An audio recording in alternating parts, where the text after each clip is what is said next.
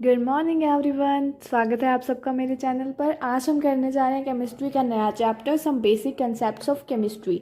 इस चैप्टर के अंदर से ये 7 टॉपिक्स आते हैं। इन 7 टॉपिक्स के अंदर ये सारा चैप्टर ख़त्म हो जाता है। बेसिकली ये सारा चैप्टर न्यूमेरिकल्स के बेस में है। एक भी थ्योरिकल क्वेश्चन आपको एग्जाम में नहीं आएगा इस चैप्टर से। तो हम सारा चैप्टर करेंगे, मतलब ये 7 के 7 टॉपिक्स करेंगे जेईई नीट लेवल के। मुझे पता है ये चैप्टर स्कूल्स में समझ नहीं लगता है बच्चों को, पर इस वीडियो के माध्यम से आपको जेईई नीट की तैयारी इसी लेक्चर से हो जाएगी। स्टूडेंट्स, इस लेक्चर में हम करेंगे मोल कंसेप्ट। सबसे डिफ़िकल्ट टॉपिक है इस चैप्टर का, पर बिल्कुल इजी वे में ट्रिक्स एंड ट्रिक्स के साथ सिखाऊंगी आपको। तो मेरे चैनल को फॉलो कर लीजिए, ये सारा चैप्टर लेक्चर्स में होगा। स्टार्ट करते हैं टाइम ना वेस्ट करते हुए। देखिए, मैं कहूँ कि अगर वन मोल एक क्वांटिटी होती है। एक मोल होता है, जैसे मान लीजिए हमारे पास दर्जन होता है, दर्जन में 12 आते हैं। तो ऐसे ही हमारे पास मोल एक क्वांटिटी है जिसे हम एन के साथ रिप्रेजेंट करते हैं। एक मोल होता है 0.6.023 10 की पावर 23 के इक्वल। एक मोल की वैल्यू होती है ये। तो अगर मैं कहूँ कि one mole is equal to 1 gram atom. मान लीजिए कि 1 मोल आता है, वहाँ आप समझना कि 1 ग्राम एटम की बात हो रही है। अगर 1 ग्राम एटम हो, मान लीजिए वो 1 मोल की बात कर रहे हैं। ये सारी चीज़ें अगर आपको अभी तो शायद ना समझ आ रही हो, पर आगे आपको ये ही चैप्टर में सारी हैं। तो एक एटम हो या एक मोलिक्यूल हो, एक ही बात होती है।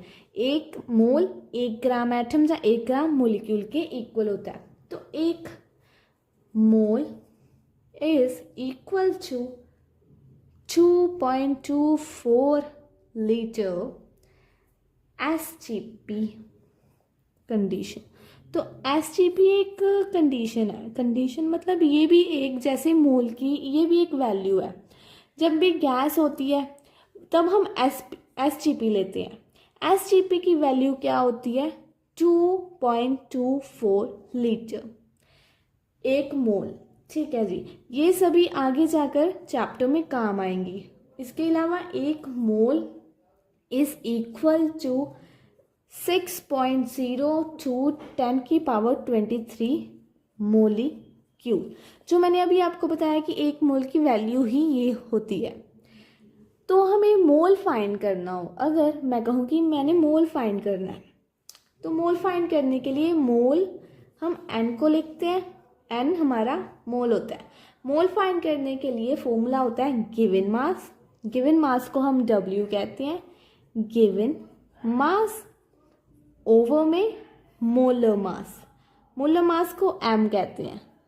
Molar mass.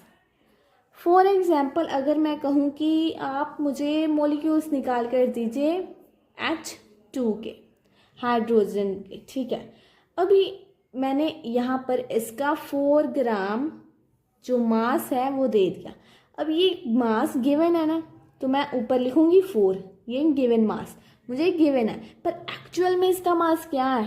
एक्चुअल में इसका मास 1 है, और ये 2 है। 1 प्लस मल्टीप्लाई 1, 1 1 सा 1। इसका क्या मास होगा? मोल्स कितने होंगे इसके? 4। बस ये सिंपल ही है। और आगे क्वेश्चंस करते हैं हम। तो स्टूडेंट्स, हमने अभी जाना कि जो मोल्स फाइंड करने की फॉर्मूला होता है given mass over molar mass. Sometimes हमें गिवन मास दिया ही नहीं होता, हमें नंबर ऑफ पार्टिकल्स दिए होते हैं क्वेश्चन में कि इस मॉलिक्यूल के इतने पार्टिकल्स हैं। तभी हमारा मोल्स का एक और फॉर्मूला बन जाता है नंबर ऑफ पार्टिकल्स ओवर 6.02 10 की पावर 23। ये भी हमारा मोल्स फाइंड करने का एक फॉर्मूला है। समटाइम्स फॉर गैस, कई बार हमें गैस दी होती है। तो अभी मैंने कहा कि गैस के लिए SGP होता है, तो इसके लिए भी एक मोल्स फाइंड करने का फॉर्मूला है। वो क्या है? वॉल्यूम ओवर 2.24 लीटर जो हमारी एसटीपी की वैल्यू है। तो हमारे पास मोल्स फाइंड करने के लिए 1, 2, 3 फॉर्मूले आ गए। ठीक है, ये वाला एक और क्वेश्चन सोल्व करते हैं। मान लीजिए हमारे पास ऑक्सीजन है, तो मोल्स फाइंड कीजिए। मैंने कह दिया कि सबसे पहले गिवन मास, इसका गिवन मास कितना होगा? ऑक्सीजन है, ऑक्सीजन का मास क्या है? 16। गिवन मोलर मास, अभी मोलर मास मतलब एक्चुअल में इस मॉलिक्यूल का कितना मास है। ये ऑक्सीजन प्लस ऑक्सीजन, 2 ऑक्सीजन है, मतलब 16 प्लस 16 32, 1/2। ये वाला फॉर्मूला लगाकर हमने सॉल्व किया है। 2 क्वेश्चंस होंगे इसके। अभी ये वाला क्वेश्चन करते हैं। मान लीजिए अगर उन्होंने कहा है कि पार्टिकल्स गिवन है ओनली, कि carbon dioxide has 300 number of particles, कि इसके पास इतने पार्टिकल्स हैं, तो इसके मोल्स निकालिए, मोल्स फाइंड कीजिए। तो ये वाला फॉर्मूला यूज़ होगा। 300 को हम ऊपर रखेंगे, 6.02 10⁻23, इसको आप सॉल्व कर लीजिए। ये बस एक इमेजिन मैंने करके क्वेश्चन क्रिएट किया है। दूसरी बात, समटाइम्स वॉल्यूम गिवन होता है तो हमें ये फॉर्मूला लगाना होगा। बहुत सिंपल है, ये है मोल्स फाइंड करने के लिए फॉर्मूलाज। तो स्टूडेंट्स कहते हैं कि कितने डिफ़िकल्ट टॉपिक है मोल कंसेप्ट, बट देखिए हमने कितना इजी से सॉल्व कर लिया। एक और क्वेश्चन करवाती हूँ। मान लीजिए उन्होंने कहा है कि 10 gram of sodium zincate, zincate है हमारे पास, इसके मोल्स फाइंड कीजिए, इसके मोल्स फाइंड कीजिए। एक्चुअली ये मोल्स हैं, ये इसको प्रिंसिपल क्वांटम नंबर ना समझना, ये मोल्स हैं। ठीक है, तो मोल्स फाइंड करने हैं हमने। हम क्या फॉर्मूला लगाएंगे? गिवन मास होगा मोलर मास। सोडियम जिंकेट आपको पता होना चाहिए क्या होता है, Na2Z जिंक ऑक्सीजन। ठीक है, ये हमारा सोडियम जिंकेट होता है। देखिए कितनी इजी है मोल कंसेप्ट, पता नहीं क्यों सबको डिफिकल्ट लगते हैं। अभी आगे देखिए, अभी इसका उन्होंने मास जो 10 ग्राम ऑलरेडी दिया हुआ है, गिवन है। मोलर मास हमें निकालना होगा, इससे हम मोलर मास निकालेंगे। देखिए सोडियम का कितना होता है 23, 2 है मल्टीप्लाई 2। जिंक का हमारे पास होता है 65 एंड ऑक्सीजन का 16 होता है, 2 है ऑक्सीजन। तो इसे कैलकुलेट करेंगे तो हमारे पास कुछ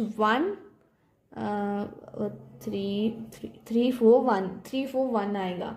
तो अभी इस फॉर्मूले में लगा दीजिए 10 जो हमें गिवन है, 143। इसको सोल्व कर लेना, हमारे पास मोल्स आ जाएंगे। आगे देखिए, नंबर ऑफ मोल्स के साथ आपको ना number of atoms and number of molecules निकालने भी आने चाहिए। देखिए मैंने जितना एनालाइज किया अब तक 11th क्लास का ये चैप्टर, आपको एटम्स एंड मॉलिक्यूल्स निकालने भी आने चाहिए मोल्स के साथ। ये भी क्वेश्चंस आते हैं। ठीक है, तो एक बार फॉर्मूला ज़रूर देख लीजिए, अगर नहीं आपको स्कूल में ये करवाया तो। सबसे पहले मोल्स के लिए, मॉलिक्यूल्स के लिए एक फॉर्मूला होता है, गिवन मास, मोलर मास, ये तो वही आ गया। बस आपको क्या करना है, 6.02 10⁻23, ये क्या है हमारा मोल नंबर, इससे मल्टीप्लाई कर देना है। बस यही है हमारा मॉलिक्यूल निकालने का फॉर्मूला। अगर मैं एटम की बात करूं तो वो भी सेम है, गिवन मास और वो मोलर मास मल्टीप्लाई कीजिए 1 मोल से एंड एटॉमिसिटी क्या होता है? मान लीजिए मेरे पास आयरन है, तो मेरे पास ये आयरन कितना है, एक ही वैल्यू है। अगर ये 2 होता तो 2, बस ये एटॉमिसिटी होती है, और कुछ नहीं होता एटॉमिसिटी। तो यही है हमारा फॉर्मूला मॉलिक्यूल्स एंड एटम्स निकालने का। बस ये आप याद कर लेना इनके फॉर्मूलेस भी। तो स्टूडेंट्स मोल कंसेप्ट में तो बस इतना ही था, बट अब हम थोड़े से न्यूमेरिकल्स करते हैं ताकि आपकी प्रैक्टिस भी हो जाए। 34.2 ग्राम ऑफ सुक्रोज है हमारे पास। तो आपको ऐसी टर्म्स है ना जो सुक्रोज, ग्लूकोज, तो इनके ना आपको फॉर्मूलेस याद करने होंगे, जैसे C12, H22, ऑक्सीजन 11, ऐसे। तो आप ये सब कर लेना। हमने इसके एटम्स निकालने हैं, अभी हमने इसके एटम्स जो हैं वो फाइंड करने हैं, ठीक है जी। तो मैंने अभी आपको एटम्स निकालने के लिए एक फॉर्मूला निकलवाला था। तो उसके लिए हमारे पास गिवन मास होना चाहिए, molar mass into 6.02 10⁻23 into atomicity. Given mass इतना है हमारे पास। इसका मोलर मास निकालते हैं। देखिए मोलर मास कैसे निकालें, अब यहाँ पर निकाल देती हूँ। इसका मोलर मास कितना है, 12, 22, 11, ये हो गया हमारा 5 एंड ये 4, 45। कितना इजी है 45। फिर ये लिख दो, हमारे फॉर्मूले में आता है जो एटॉमिसिटी। अभी इसकी एटॉमिसिटी हमने बोला है आपको एटॉमिसिटी निकालने के लिए कि क्या है करना है, बस ये प्लस करना है जो हमारे पास। तो गाइस सो सॉरी, एक्चुअल में ये हमने एटॉमिसिटी निकाल दी थी। जैसे हमने आपको बताया आयरन का, ये आयरन का कितनी एटॉमिसिटी है, 1। अगर इसमें 2 होगा तो 2 एटॉमिसिटी, अगर 3 होगा तो 3 एटॉमिसिटी। जैसे ही कार्बन 12 है तो हमने ये सभी प्लस कर दिया, ये सभी प्लस कर दिया, तो ये हमारे पास एटॉमिसिटी ही आई है। तो अगर मोलर मास निकालना है हमारे पास, तो हमारे पास कार्बन का मास कितना होता है, जो हमारे पास कार्बन का मास होता है वो होता है 12 मल्टीप्लाई बाय 12। उसके बाद हाइड्रोजन का 1 मल्टीप्लाई बाय, क्योंकि 22 है। उसके बाद ऑक्सीजन का हमारे पास 16 होता है, इसको मल्टीप्लाई कर लीजिए 11 के साथ, तो आपको आंसर आएगा 342। तो इस सब को सॉल्व करके आपका जो आंसर आएगा, जैसे इसको आप सॉल्व करेंगे सबको, तो आपका आंसर आएगा 27.09 इंटू 10⁻23। तो ऐसे ही क्वेश्चंस हैं। प्लीज़ मेरे चैनल को सब्सक्राइब करो, आगे सारे मैं आपको करवाऊंगी, सारा चैप्टर।